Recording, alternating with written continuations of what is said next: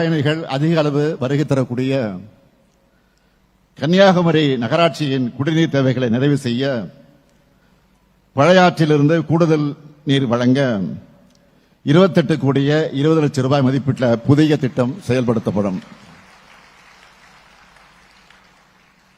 மேலும் முக்கடலும் சங்கமிக்கக்கூடிய இந்த பகுதியில் 25 கோடி ரூபாய் மதிப்பீட்டில் புதிய கழிவுநீர் சுத்திகரிப்பு நிலையம் ஒன்று அமைக்கப்படும்.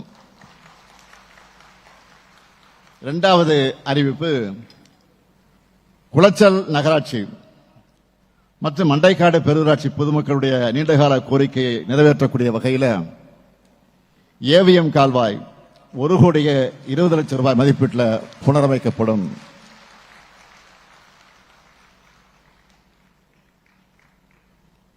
மூன்றாவது அறிவிப்பு, களியக்காவிளை கன்னியாகுமரி சாலையில் அதிகமாக போக்குவரத்து நெரிசல் உள்ள பகுதிகளில் 9 கோடி ரூபாய் செலவில் சாலைகள் அகலப்படுத்தப்படும், மேம்படுத்தப்படும்.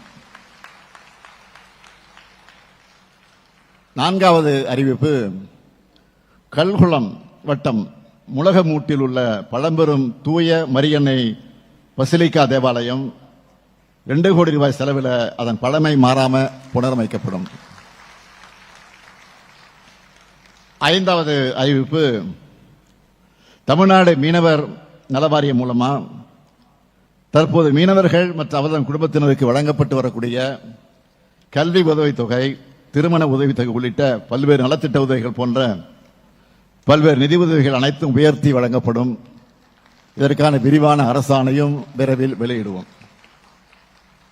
ஆறாவது அறிவிப்பு, கடல்ல மீன்பிடிக்க போகும்போது காணாமல் போகும் நேர்வுல காப்பீடு உள்ளிட்ட நிவாரணங்கள் கிடைக்கக்கூடிய நாள் வரைக்கும் அந்த மீனவ குடும்ப வாரிசுதாரருக்கு மாதம் 2000 ரூபாய் உதவித்தொகையா மீனவர் நல வாரியம் மூலம் வழங்கப்படும்.